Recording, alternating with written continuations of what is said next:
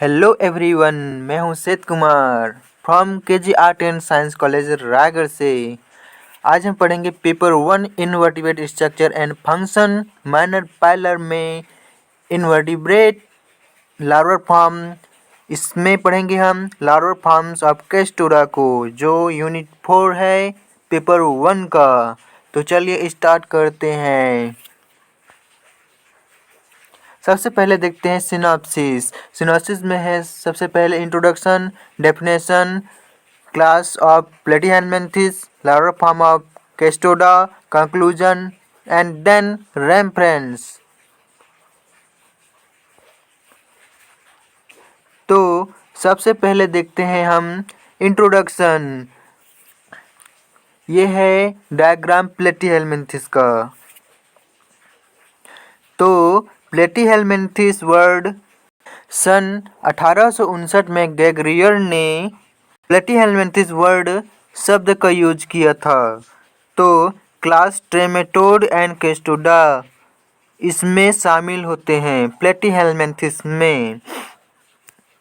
तो आज हम पढ़ेंगे कैस्टोडा को। कैस्टोडा इंक्लूड टैप्स वर्म, यानी कि कैस्टोडा जो होता है टेप वर्म होता है। और कैस्टोडा बॉडी इन सेगमेंटेड, यानी कि कैस्टोडा का बॉडी सेगमेंट होता है।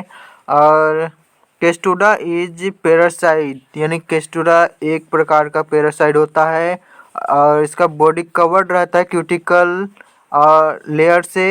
इसका लाइफ साइंस लार्वर फॉर्म में ही कंप्लीट होता है और इनका स्पीशीज जो होता है लगभग 10,000 तक अभी तक मालूम हो चुका है, जो एक्वाटिक और इनवर्टिब्रेट एनिमल में पाए जाते हैं।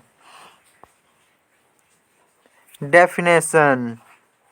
प्लेटीहेलमिन्थेस दो शब्द से मिलकर बना हुआ है, प्लेटी प्लस हेलमिन्थेस। प्लेटी का मतलब होता है चपटे, हेलमिन्थेस का मतलब होता है क्रीमी, यानी कि चपटे क्रीमी प्लेटीहेलमिन्थेस। चपटे क्रीमी वर्ड का प्रयोग गैग्रियर ने किया था। इसमें सेगमेंटेड जंतु आते हैं जो पैरासाइट होते हैं। ये था हमारा definition. Next, class of Platyhelminthes. Platyhelminthes में आता है ट्रिमेटोडा एंड कैस्टोडा। ट्रिमेटोडा का एग्जाम्पल है फेसियोला हेपेटिका। कैस्टोडा का एग्जाम्पल है टीनियसेलम। तो आज हम पढ़ रहे हैं कैस्टोडा को। तो कैस्टोडा को आज हम फोकस करते हैं। नेक्स्ट टॉपिक में हम ट्रिमेटोडा को पढ़ेंगे। तो पर भी से हम ट्रिमेटोडा को की कुछ जानकारी देख लेते हैं।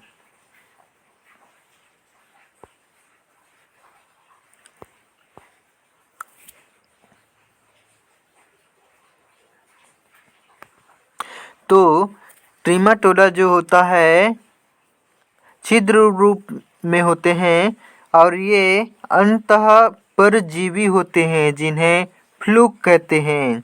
इनमें चूसक व हुक्स प्रेजेंट होते हैं, जैसे कि मैंने पहले से ही बता चुका हूँ फेसियोला हेपेटिका में। और ट्रिमेटोडा जो होता है इसका बॉडी अनसेगमेंटेड होता है। और नेक्स्ट में है कैस्टोडा। कैस्टोडा क्या होता है? कैस्टोडा का बॉडी सेगमेंटेड होता है। यह अंतःपरजीवी होते हैं तथा और इसको हम फीता कीमे भी कहते हैं। इनका बॉडी लंबा, पतला व इसमें चूसक व हुक्स प्रेजेंट होते हैं, जैसे कि मैंने पहले भी बता चुका है टीनियसेलम में एग्जाम्पल के लिए। तो आगे बढ़ते हैं क्लासिफिकेशन की ओर। लार्वा फॉर्म ऑफ कैस्टोडा, इसका क्लासिफिकेशन देखेंगे। इसका फाइलम होता है प्लेटीहेलमिन्थेस, जिसमें हमने अभी देखा क्या था ट्रिमेटोडा और कैस्टोडा। अभी देखेंगे फाइलम में प्लेटीहेलमिन्थेस, क्लास में है कैस्टोडा, ऑर्डर में है ट्रेमाटोडा, जीनस में है टीनिया एंड स्पीशीज में है सेलम। एंड नेक्स्ट इसका है कैप्सूल फॉर्मेशन कैसे होता है। कैप्सूल फॉर्मेशंस, यह है हमारा कैप्सूल फॉर्मेशन का डायग्राम। फर्स्ट पहला इसमें योग सेल है, एक सेल या जागर प्रेजेंट है, एक सेल या कोरियोनिक मेम्ब्रेन प्रेजेंट है। तो यह कैप्सूल फॉर्मेशन जायगोट या एक सेल टिश्यू में से गुजरता है, जहां प्रत्येक वेटेलाइन ग्लैंड द्वारा प्रदान किए जाने वाले बड़े योग सेल से जुड़ा होता है। दोनों योग सेल कोरियोनिक झिल्ली से संलग्न हो जाते हैं। ये कैप्सूल गर्भाशय से गुजरता है, जहां आगे इसका विकास होता है तथा अधिक से अधिक कैप्सूल गर्भाशय से गुजरता है। उन्हें समायोजित करने के लिए पार्श्व शाखाओं का डेवलप करता है यह। फिर इसके बाद देखते हैं हम इन्फेक्शन टू सेकेंडरी होस्ट का। यह इसका डायग्राम।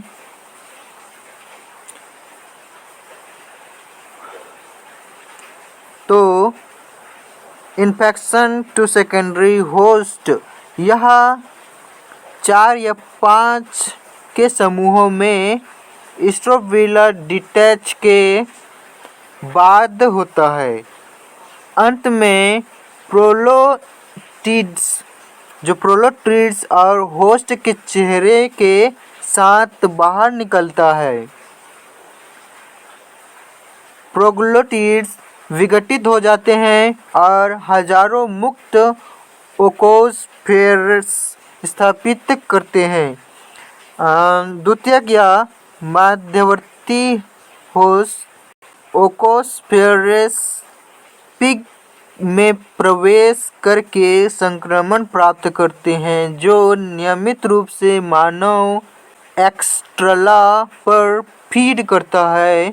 माध्यमिक मेजबान होता है, लेकिन डॉग, मंकी, सीप भी संक्रमण के लिए जाने जाते हैं। अपर्याप्त रूप से ओकोस्फेरेटो को स्वयं को पकाया जाता है। माध्यमिक मेजबान कच्ची सब्जियों के रूप में कार्य कर सकता है और ऑटो संक्रमण पहले से ही प्राथमिक होस्ट के रूप में सेवा करने वाले व्यक्ति में हो सकता है।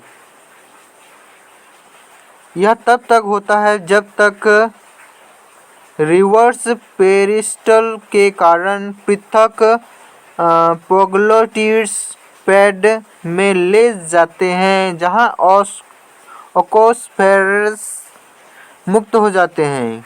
अब देखेंगे तीसरा ब्लैडर वर्म लार्वा। यह सुअर की आंत में पाया जाता है। भ्रूण पोषण के पेशीय ऊतक से जल को खोलकर मटर के दाने जितनी एक गोल पुटिका में बदल जाता है। इसी को ब्लैडर कहते हैं। इसमें तरल पदार्थ भ्रूण की सेल भाग के चारों ओर भरा रहता है। सुअर के अंदर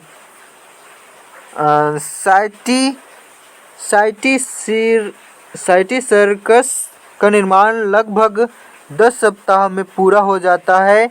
सुअर के ऐसे मांस जिसमें साइटिसर्कस धब्बे के समान होता है। यह हमारा ब्लैडर वर्म लार्वा का डायग्राम जो कुछ इस तरह से दिखाई देता है, जिसे हमने हाथ से बनाया है। आगे देखते हैं इन्फेक्शन टू प्राइमरी होस्ट। तो जो सुअर के मांस को अधपका खाने से संक्रमण होता है। छोटी आंत तक पहुंचने से पहले साइटिसर्कस सक्रिय हो जाता है। प्रोस्कोलेक्स एंड एवाजिनेट्स एंड एकॉर्स आंत की दीवार में होता है। नेक और मूत्राशय को तेजी से या बाद में फैलाना शुरू कर देता है, अलग होकर पच जाता है और यह 10 से 12 सप्ताह में परजीवी वयस्कता प्राप्त करता है और एपोलाइसिस के लिए तैयार ग्राविड प्रोग्लोटिड्स रखता है। यह है हमारा इन्फेक्शन टू प्राइमरी होस्ट का डायग्राम कुछ इस तरह जिसको हमने बनाया है हाथों से। इसके बाद लास्ट में है हमारा कंक्लूजन। तो फाइलम प्लेटीहेल्मिन्थेस में 2 क्लास होते हैं जो एक दूसरे जीवों पर अपने भोजन के लिए निर्भर रहते हैं, जैसे ट्रीमेटोड्स एंड कैस्टोडा के जीव में भिन्न लार्वा फॉर्म्स पाए जाते हैं। ये लार्वा किस प्रकार भोजन करते हैं और अन्य क्रियाएं करते हैं इसके बारे में पता चलता है। हमने इसके बारे में कुछ पढ़ा, कुछ जाना, सबका अलग अलग कंक्लूजन होता है। अपने जो आपने सीखा, जो आपने जाना, उसको आप बता सकते हैं, लिख सकते हैं। इसका रेफरेंस मैंने लिया है R.L. Kotpad modern text book of zoology book से। तो इसके अलावा आप सजेस्टेड रीडिंग बुक मटेरियल्स दिया गया है, इसको आप देख सकते हैं अपने कॉलेज से या अपने टीचर से लेकर के या लाइब्रेरी से लेकर के पढ़ सकते हैं। ये था हमारा आज का टॉपिक जो होता है complete larva form of cestoda का। तो मिलते हैं नेक्स्ट वीडियो पे। Tata, bye bye, see you again and take care.